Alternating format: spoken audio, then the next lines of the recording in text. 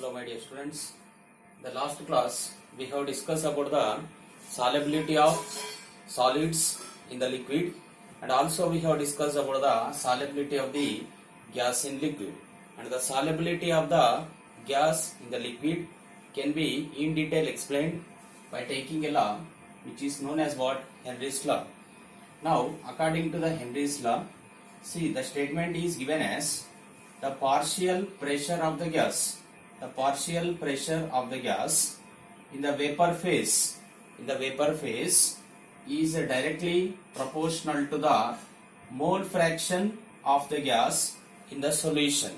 That means vapor pressure of the gas which is always directly proportional to what? Mole fraction. Means as the vapor pressure of the gas increases, the solubility of the gas also increases according to the Henry's law.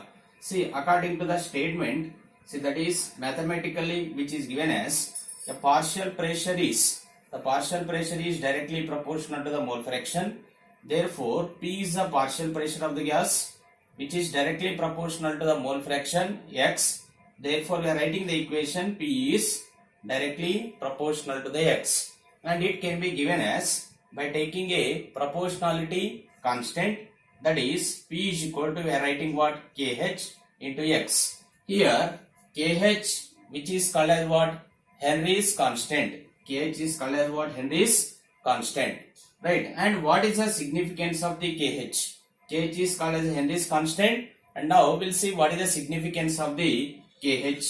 KH, the significance is higher the value of KH, lower is the solubility of the gas in the liquid. Means as the KH value increases,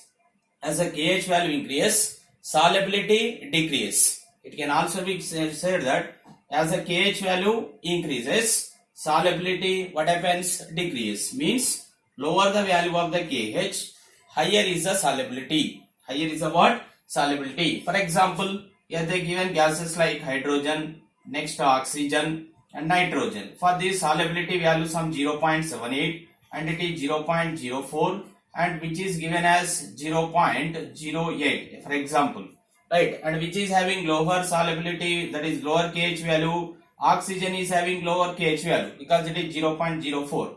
Therefore, its solubility is high.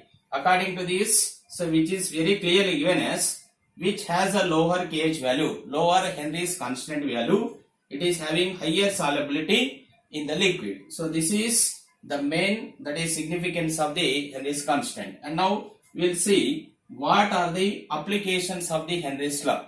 Right. The first application of the Henry's law, you know already, that soft drinks like cool drinks. So in the cool drinks, see we are applying this Henry's law. How we are applying the, that is soft drinks or cool drink, this Henry's law is, see according to this, see to increase the solubility of the carbon dioxide gas. You know the soft drinks, any cool drinks is filled with which gas? Carbon dioxide gas. That is carbon dioxide gas is dissolved. Therefore, to increase the solubility of the carbon dioxide gas in the soft drinks, the bottle, whatever the bottle we are using, that is completely sealed under high pressure. Sealed under what? High pressure. Why? Because as the pressure increases, that is mole fraction increases. As the mole fraction increases, the solubility increases. Therefore, when you use high pressure, the carbon dioxide gas easily dissolves in soft drinks. This is the first application of the Henry's law. And second application, that is the solubility of the gas in the blood. So in the blood, the solubility of the gas in the blood that is high under the water. For example, in the sea level, if you go down to the sea, see here the pressure will be increased. So therefore, the solubility of the gas in the blood is high under water due to high pressure. See, because as we go down, the pressure will be increased. Therefore, due to high pressure, the solubility of the gas in the blood increases, and which is causes a dangerous diseases. So that is, therefore, to avoid this, the dangerous diseases which is called as what here? Bends we are calling. To avoid these bends, the scuba divers which are swimming under the water, so that scuba divers are tank is filled with the, that is oxygen gas, which is diluted with helium.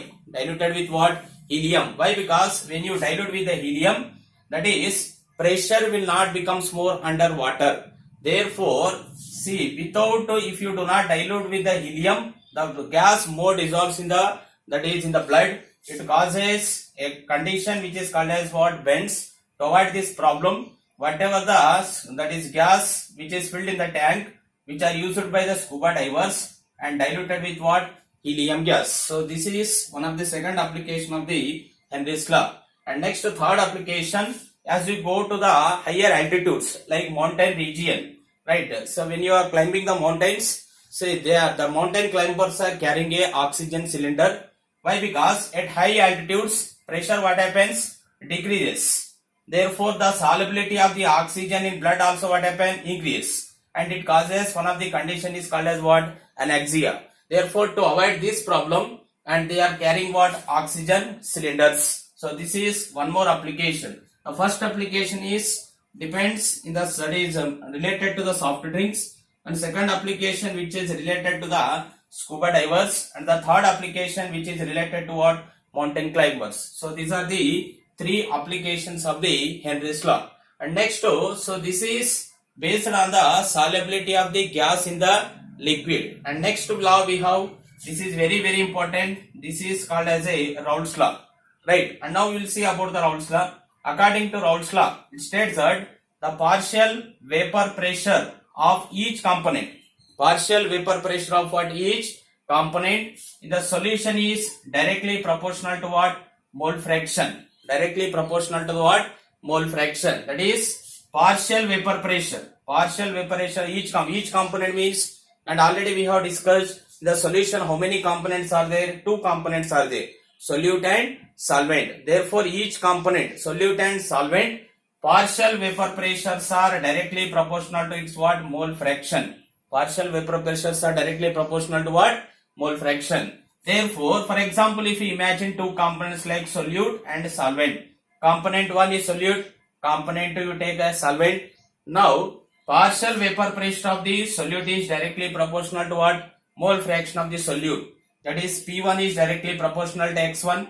P1 is a partial pressure of the solute. X1 is a mole fraction of solute.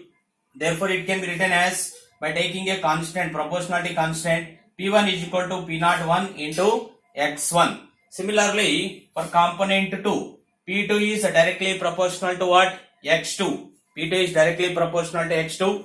P2 is a partial vapor pressure of the solvent and X2 is a mole fraction of solvent. Now P2 is equal to writing P02 into X2.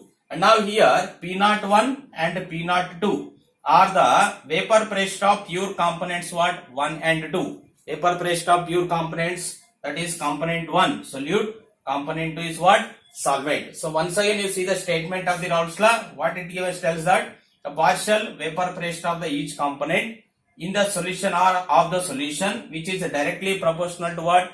Mole fraction present in the solution. So that is always partial pressure is the vapor pressure is directly proportional to what?